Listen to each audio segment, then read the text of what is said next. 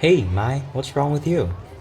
I sent an email to our teacher, Miss Joanna, to request for materials for the final exams. I've been waiting for more than a week, but no reply. Really? She usually gets back instantly whenever I contact her. Show me your email.